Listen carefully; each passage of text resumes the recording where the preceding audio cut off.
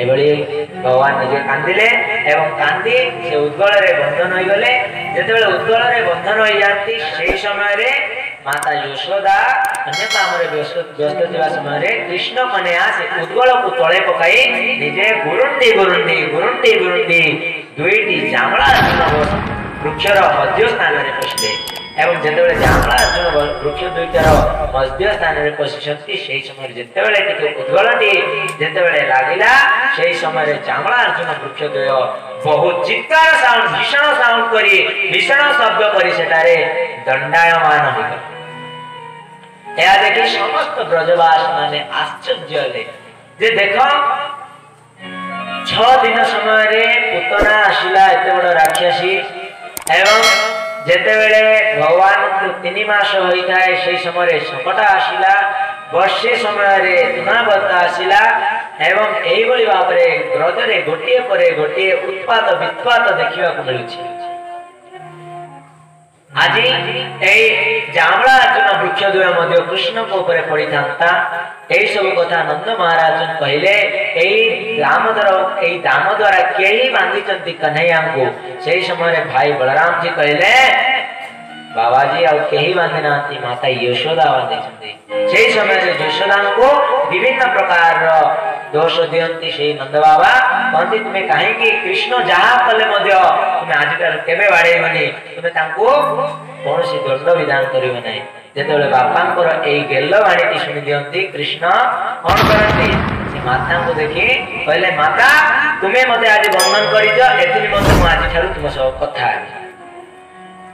जेतेबेले मां को सब कथा आबिनी कहले एई बळी जिद धरले कृष्ण मते किंतु एई बळी भाबरे दीर्घ अनेक दिन मां को देले प्राय गोटे 3 मास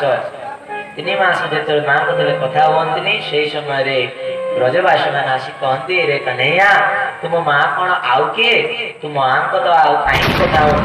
सब बुझेगा पर भगवान आउ थे पुनः से माँ को कथा हो भगवान निज माँ को विभिन्न प्रकार पसंद देते एवं एपरी भाव में जामला अर्जुन वृक्ष द्वय पड़िले एवं जामला अर्जुन वृक्ष द्वय ठारू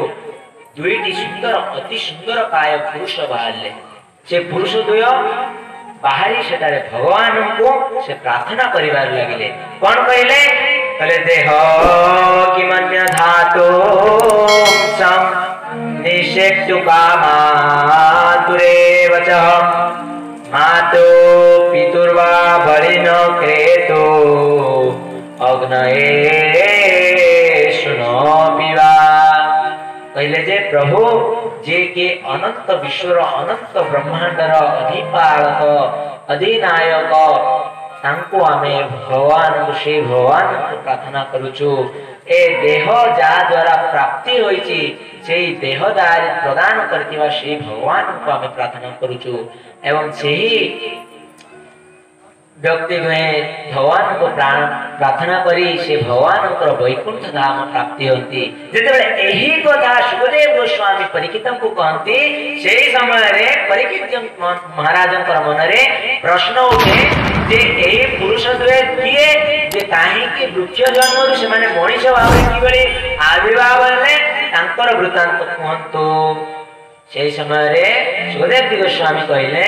एमाने अन्य केही नथिले किए थिले माने ना कुबेरंक पुत्र मणिग्रीव एवं नल कुबेर नामक दुई भाई एमाने कौन करथिले ना दुहे शिवंकर अनुचर थिले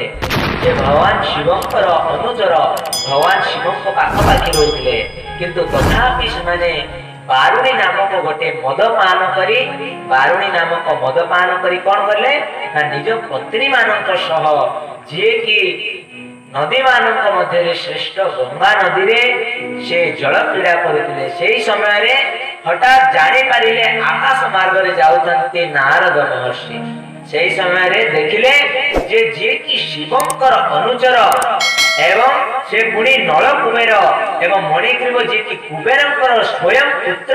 से मध्य से बारुणी मद पीछंती एवं से बारुणी मद पी से निजर मस्तिष्क को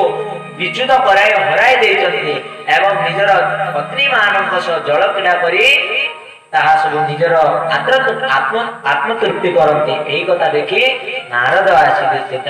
ଯେତେବେଳେ ପହଞ୍ଚିଲେ ସେଇ ସମୟରେ ନିଜର ପତ୍ନୀ ମାନେ ନିଜର ବସ୍ତ୍ର ପିନ୍ଧନ୍ତି, କିନ୍ତୁ ସେଇ ନଳକୁବେର ଏବଂ ମଣିଗ୍ରୀବ ସେମାନେ ନାରଦଙ୍କୁ ଦେଖିବା ପରେ ମଧ୍ୟ ସେ କେହି କିଛି କାର୍ଯ୍ୟ କରିନଥାନ୍ତି। ସେଇ ସମୟରେ କହିଲେ ନାରଦ, ରେ ପାଷାଣ୍ଡୀ,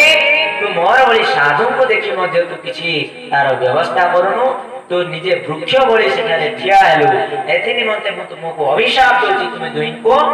ତୁମେ ବୃକ୍ଷ ଜନ୍ମ। ତାହେଲେ ସେଇ ସମୟରେ ନାରଦଙ୍କୁ ସେମାନେ ଆହୁରି ବିନତି ପ୍ରଣାମ କରନ୍ତି, ପ୍ରଭୁ ଆମେ ବାରୁଣୀ ମଦ ପିଇଥିବା ଯୋଗୁଁ ଆମର ମସ୍ତିଷ୍କ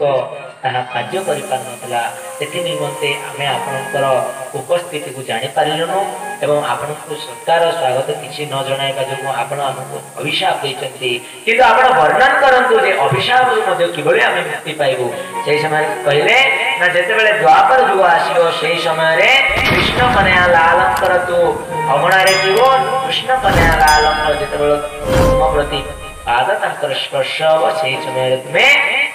ମୋର ଧାମକୁ ପ୍ରାପ୍ତି ହେବ। ଏଭଳି ତାଙ୍କର ସେ ଯାମଳା ଅର୍ଜୁନ ଉଦ୍ଧାର ହେଲେ।